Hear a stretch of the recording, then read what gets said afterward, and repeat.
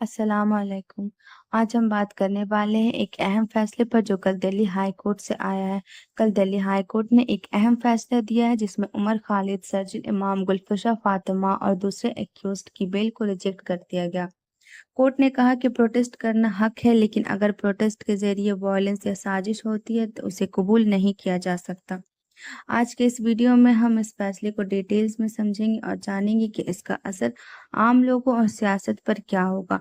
तो वीडियो को एंड तक ज़रूर देखिए और चैनल को सब्सक्राइब करना ना भूलें।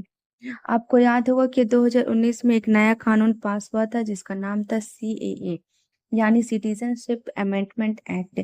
ये कानून कह रहा था कि अफगानिस्तान, पाकिस्तान और बांग्लादेश से आए हुए हिंदू, सिख, बुद्धिस्ट, जैन, पारसी और क्रिश्चियन को इंडिया की सिटीजनशिप मिलेगी, लेकिन इसमें मुस्लिम्स का नाम नहीं था। इसी वजह से मुस्लिम कम्युनिटी में ये डर पैदा हुआ कि शायद उन्हें जानबूझकर बाहर निकाला जा रहा है। साथ ही साथ एक और चीज सामने आई थी, NRC, national register of citizens. लोगों को ये खौफ था कि अगर NRC और CAA दोनों एक साथ इम्प्लीमेंट हो गया तो बहुत से मुस्लिम्स अपने सिटीजनशिप प्रूफ नहीं कर पाएंगे और उनकी नेशनलिटी खतरे में आ जाएगी। इसी वजह से देश भर में प्रोटेस्ट शुरू हुआ। सबसे मशहूर प्रोटेस्ट था शाहीन बाग का धरना।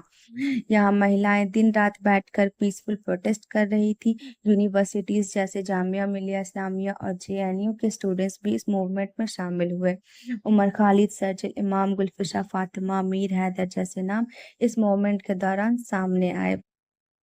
दिल्ली हाई कोर्ट ने कल एक बड़ा और अहम फैसला दिया जो 2020 के दंगे कॉन्स्पिरेसी केस से जुड़ा हुआ है। कोर्ट के सामने कई मशहूर और पॉलिटिकल एक्टिव शख्सियत की बेल पेंडिंग थी, जिसमें उमर खालिद, सर्जिल इमाम, गुलफशा फातिमा, मीर हैदर, शफाउल रहमान, ताहिर हुसैन और दूसरे एक्यूज्ड शामिल थे। इन सब पर UAPA के तहत चार्जेस लगे हुए हैं। प्रोसिक्यूशन का कहना है कि इन्होंने शांति के नाम पर एक बड़ी साजिश रची थी। कोर्ट ने अपने फैसले में साफ कहा कि इंडिया में प्रोटेस्ट करना एक डेमोक्रेटिक हक है, लेकिन अगर प्रोटेस्ट का मिसयूज हो और उसके जरिए वायलेंस, दंगा और कम्युनल टेंशन को बढ़ावा दिया जाए तो उसे कभी भी टॉलरेट नहीं किया जा सकता। कोर्ट ने यह भी कहा कि जब तक चार्जेस इतने सीरियस है और उनका ट्रायल अभी चल रहा है, उस वक्त बेल देना जुडिशरी के लिए एक गलत सिग्नल होगा। इस फैसले का सबसे बड़ा इम्पैक्ट ये रहा कि उमर खालिद और सर्जिल इमाम जैसे स्टूडेंट्स लीडर्स जो अपनी स्पीचेस और एक्टिविज्म के लिए मशहूर है, उनकी बेल फिर से रिजेक्ट हो गई।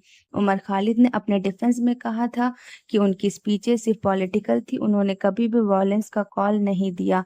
लेकिन प्रोसिक्यूशन ने आर्ग्यू किया कि उनके बयानों में डायरेक्ट तौर पे लोगों को भड़काया गया और इसके दंगे का एनवायरनमेंट बनाया। कोर्ट ने एविडेंस और विटनेस स्टेटमेंट को देखा और ये कंक्लूड किया कि अभी तक के रिकॉर्ड्स इस बात की तरफ इशारा करते हैं कि एक ऑर्गेनाइज्ड कॉन्स्पिरेसी थी।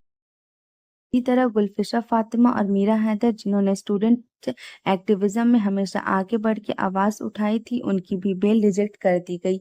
हाई कोर्ट ने कहा कि बेल एक राइट नहीं बल्कि एक जुडिशियल डिस्ट्रैक्शन है और जब चार्जेस टेररिज्म और अनलॉफुल एक्टिविटीज के अंडर आते हैं तो कोर्ट को ज्यादा सख्ती से देखना पड़ता है।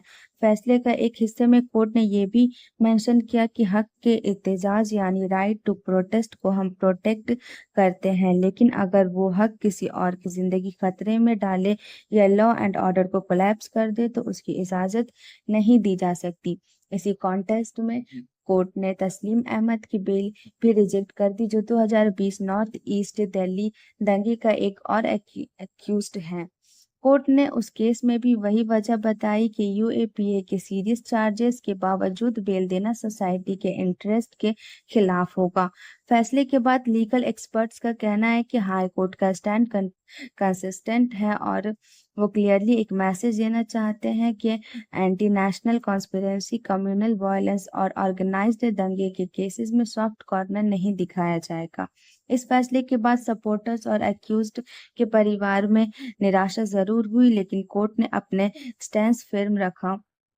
पब्लिक ने भी इस फैसले पर मिक्स्ड रिएक्शन आया। कुछ लोग कह रहे थे एक्यूज्ड को बेल मिलनी चाहिए क्योंकि अभी ट्रायल कंप्लीट नहीं हुआ है और बिना कन्विक्शंस की लंबी जेल कस्टडी इंसाफ के खिलाफ है। दूसरे लोग कह रहे थे कि बेल ना देना बिल्कुल सही है, क्योंकि अगर ऐसे लोग बाहर आएंगे तो केस पर असर पड़ेगा और शायद लॉ एंड ऑर्डर दोबारा डिस्टर्ब हो।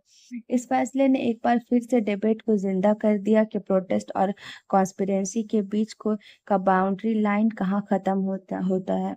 कोर्ट ने अपने डिटेल जजमेंट में ये भी कहा कि इंडिया में डेमोक्रेसी मजबूत तभी होगी जब लोग पीसफुली प्रोटेस्ट करेंगे, लेकिन अगर कोई भी शख्स या ग्रुप प्रोटेस्ट का कवर लेकर कम्युनल दंगा करवाएगा तो उस पर कानूनी कार्रवाई और स्ट्रिक्ट एक्शन होना जरूरी है।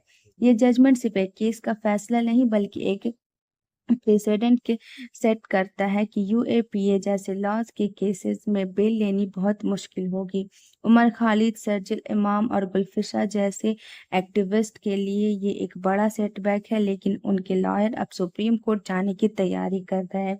साथ ही पॉलिटिकल सर्कस में भी इस फैसले पर चर्चा हो रही है। कुछ पार्टीज कह रहे हैं कि ये पॉलिटिकल वेंडेटा है, जब तक दूसरी पार्टीज कह रहे हैं ये लॉ एंड ऑर्डर प्रोटेस्ट करने का एक जरूरी स्टेप है। लेकिन अभी के लिए दिल्ली हाई कोर्ट ने क्लियर कर दिया है कि 2020 दंगे कॉन्स्पिरेसी केस में बेल का दरवाजा बंद है और सिर्फ ट्रायल के थ्रू ही सच सामने आएगा।